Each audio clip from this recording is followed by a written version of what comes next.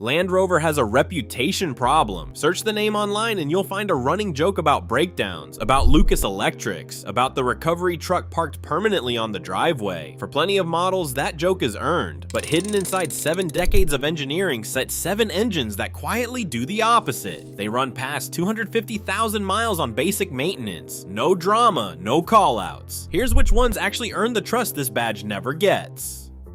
Number 7, the Rover Vive 8 in its 3.9-liter form, built from 1989 to 1998. This engine traces its roots to a 1960s Buick design that Rover bought, lightened, and kept refining for 4 decades. In its final 16-valve form, it made 182 horsepower and 232 pound-feet of torque. Modest numbers even by 1990 standards, and that restraint is part of why it lasted. In the Discovery one, that translated to roughly 14.3 miles per gallon, thirsty even by the standards of the day, but the trade-off bought unusual durability. Fitted to the Range Rover Classic, the Discovery 1, and later Defenders, the 3.9 earned a specific reputation among owners and mechanics. It's the most dependable displacement in the whole Rover V8 family. One documented 1995 Range Rover reportedly covered 270,000 miles on its original engine. Not every version of this V8 shares that record. The later 4.6-liter pushed harder for more power, developed a name for head gasket and timing failures that the 3.9 mostly avoided. The lesson isn't that Rover V8s are bulletproof, it's that the mid-size version, built before Land Rover chased extra horsepower, hit the sweet spot between torque and stress on the internals. Simple pushrod architecture, 2 valves per cylinder, aluminum block for weight, nothing exotic, which is exactly why it lasted.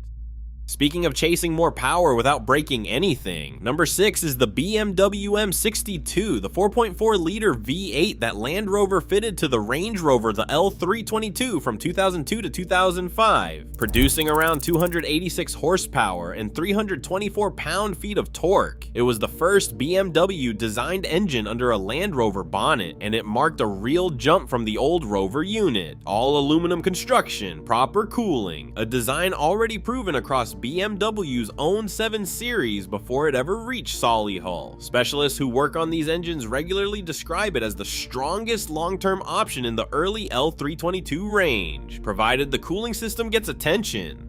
Owners who keep the radiator, hoses, and coolant on schedule report high mileage with few surprises, and the timing chain guides, not the block itself, are usually the only wear item that eventually needs attention. The one condition that matters: this engine punishes neglect faster than the old Rover Vive 8 did. Skip a coolant service and the aluminum block pays for it. Respect that one weakness and the M62 outlasts almost everything else BMW built that decade.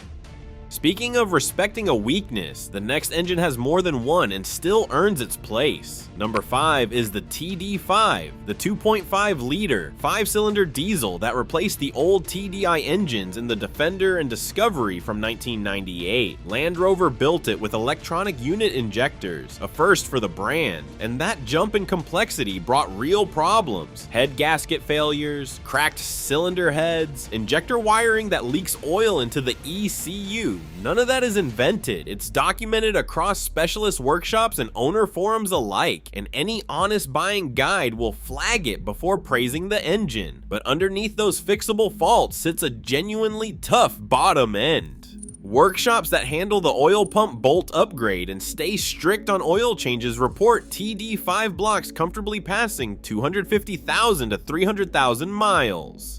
And owner forums back that up with 300,000-mile examples turning up with no dramatic failure, provided the early faults were caught first. The core casting outlasts the electronics wrapped around it. Treat the known weak points early, on schedule rather than after a warning light, and the rest of the engine simply keeps going.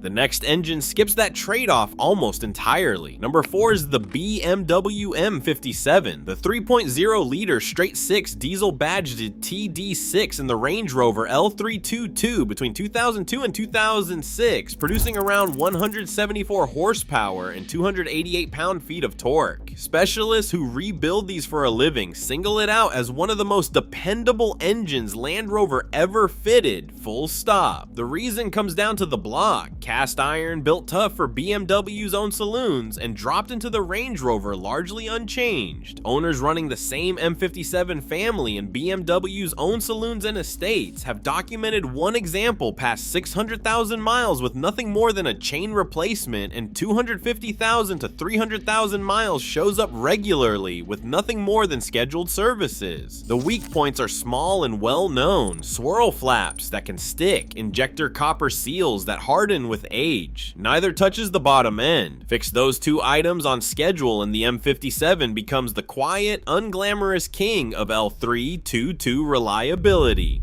doing more miles than the petrol V8 it sat beside on the price list.